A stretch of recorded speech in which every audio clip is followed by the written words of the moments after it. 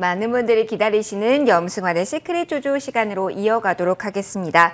투자 노트 살펴보고요. 그에 따른 전략도 함께 이야기해보는 시간 가질게요. 이베스트 투자증권 디지털사업부 염승환 이사와 함께하겠습니다. 이사님 어서 오십시오. 네, 안녕하세요. 안녕하세요.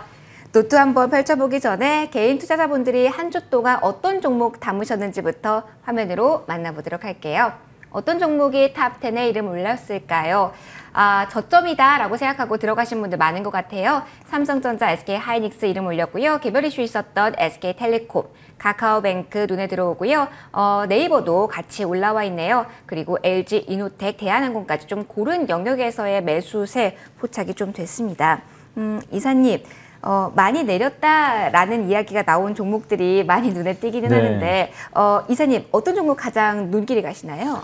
일단 이제 그 삼성 SDI 좀 눈에 좀 띄는데 네. 삼성 SDI도 사실 좀 최근에 주가 되게 좀 부진한 편입니다. 그러니까 이게 거의 90만 원까지 한번 가려다가 그 후에 이제 주가가 좀 부러지는 모습이 좀 나와버렸는데 워낙 지금 주가는 이제 충분히 좀 어느 정도 저점까지는 좀 왔다라고 좀 저는 개인적으로 보고 있고요. 네. 특히 이제 최근에 좀 빠졌던 이유 중에 하나가 그 리비안이라고 미국의 이제 상장을 지금 앞두고 있는 업체인데 아마존의 이제 물류 배송을 담당하는 그런 이제 전기차 회사로 알려져 있는데 이 회사가 이제 뭐 우리나라 돈으로 80조인가요? 90조 원 정도에 달하는 이제 그 시가총액 형성을 해서 아마 상장을 할 것으로 좀 보여지는데 여기에 삼성 SDI가 이제 배터리를 납품을 하는데 네.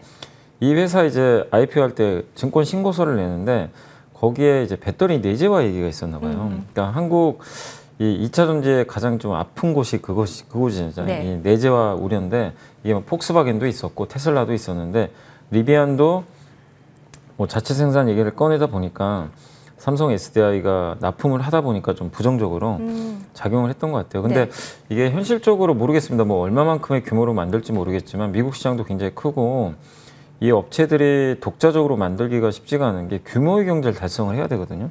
돈도 많이 들어가요. 당분간 공급계약 체결을 받을 수밖에 없다. 네, 그러니까 그리고 가도 저는 조인트 벤처 형태 이제 서로 같이 GM하고 지금 LG와 같이 하고 있고 네네. SK랑 지금 그 포드가 같이 하고 있잖아요. 그러니까 그런 형태로 저는 좀 가지 않을까 이렇게 생각은 하는데 네. 그 뉴스 나오면서 좀 약간 흔들렸거든요. 근데 네. 너무 우려하실 필요는 없고 여전히 고객사도 많고 다만 이제 삼성 SDI가 빨리 그 미국에 언제 공장을 증설할지 이게 좀 중요할 것 같아요. 그걸 좀 발표를 해주면 조금 더 좋은 모멘텀이 좀 나오지 않을까 싶습니다. 그래서 삼성 SDI 올해 6월에도 그랬지만 이렇게 많이 또 흔들렸을 때가 저는 항상 기회라고 봅니다. 그렇다면 지금 기회로 보고 좀 그러니까 오늘은 올랐잖아요. 그래서 네네. 만약에 내일 좀 밀려준다면 좀 비중 확대 한번 해보시는 것도 좋다라고 생각합니다. 다시 한번 셀 업체들의 추가적인 상승도 기대할 만한 구간이다라는 이야기 주셨고요.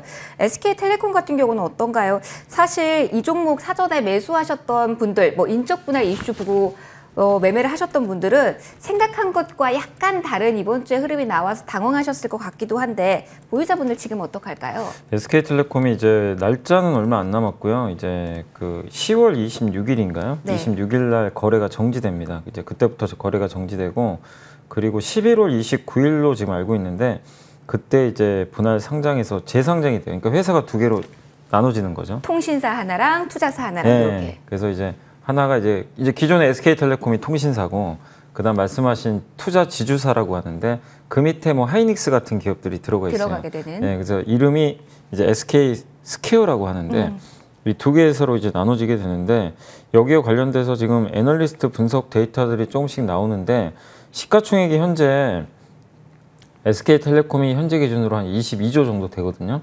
근데 만약에 이 기준으로 분할을 한다라고 그냥 가정을 해봤을 때는 SK텔레콤 이제 분할해서 통신사로 남게 되는 SK텔레콤이 시가총액이 한 13조 정도 될 수가 있고요. SK스퀘어가 9조 원 정도 될 겁니다. 왜냐하면 6대 4의 비율로 나눠져요.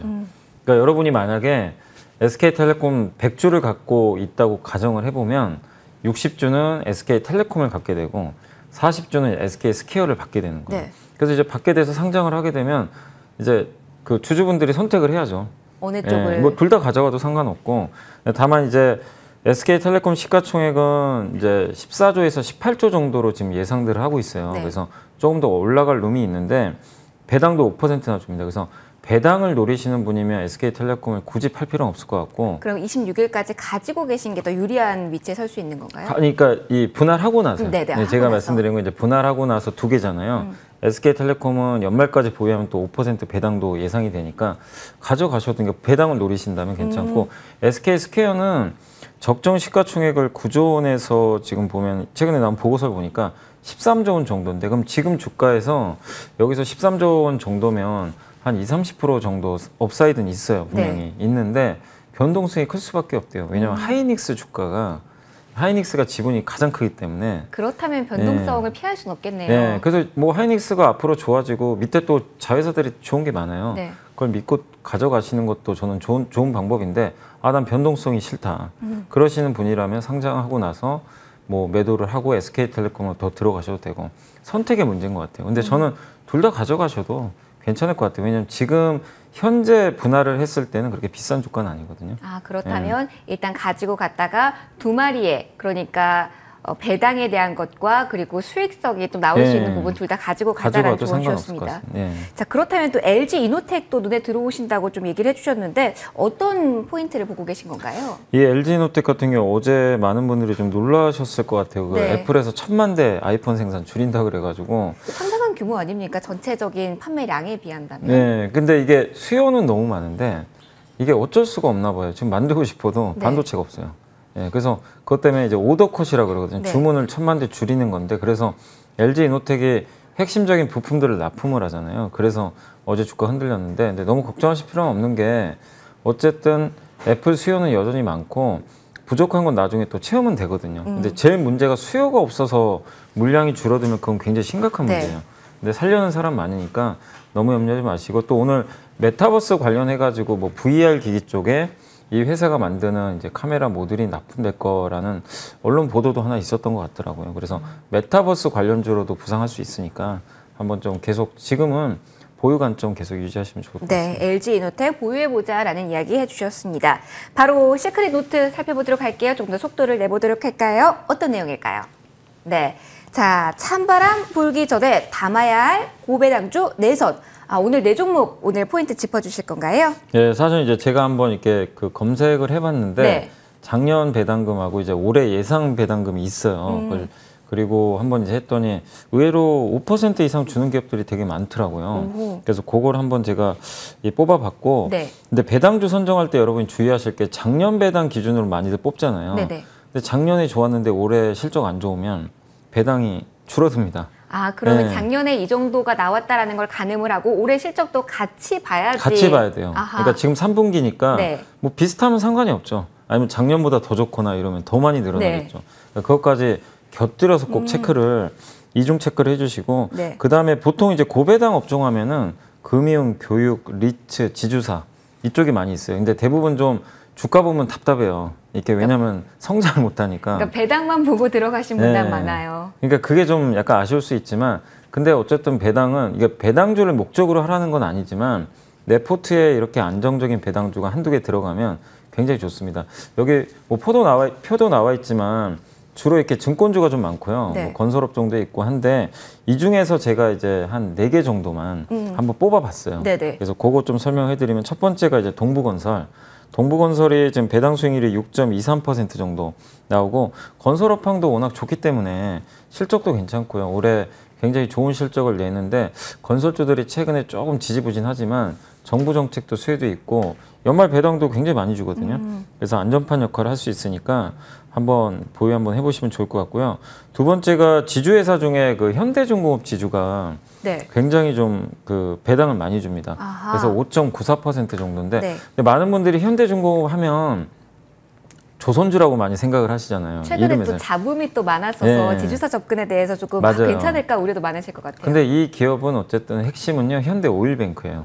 오일뱅크 이익이 대부분 잡혀요. 그렇기 네. 때문에 일단 정유주로 보는 게 좋고 요즘에 정유주 좋은데도 지주사란 이유로 지금 주가가 부진하거든요. 근데 조선 경기도 괜찮고 신조선가 올라가죠.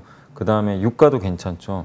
나무랄 데 없는데 너무 그러니까 저는 좀 안타까운 게 우리나라에서 유독 지주사에 대해서 평가가 너무 박해요. 네, 예. 가혹하죠 좀. 그래서 사실 가장 좋은 건 저는 이제 이런 큰 기업들이 좀 좋은 기업들 상장을 되도록 좀 안 하셨으면 좋겠어요. 그냥 지주사의 모멘텀이 왜냐하면 이제 남아있도록. 상장하고 나면은 주가 부러져 버리니까 좀 안타깝더라고요. 주주분들 입장에서 화가 나는데 어쨌든 이제 현대중공업지주는 배당도 많이 주니까 좀 부담 없이 가져가 보시고, 그 다음에 코엔텍은 그 폐기물 업체입니다.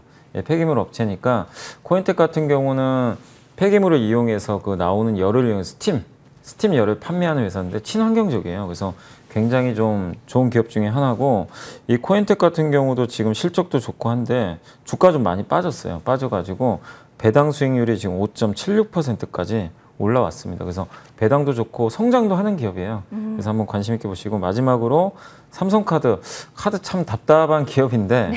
배당은 매력이 충분히 있습니다. 5.18%고, 그 다음에 리오프닝 수혜주예요. 우리 이제 사회적 거리두기 완화되고 소비 늘어나면 카드를 오프라인 쪽에서 많이 결제할 거 아니에요. 그쪽에 따른 또 수혜주가 바로 삼성카드니까 한번 삼성카드까지도 염두에 두시고 투자해 보시는 거 좋을 것 같습니다. 네 종목, 특히 염두에 두고 계신 종목들 포인트도 잘 짚어주셨네요. 오늘 여기서 인사드릴게요. 지금까지 이베스트 투자증권 디지털 사업부 염승한 이사와 함께 하셨습니다. 고맙습니다. 네, 감사합니다.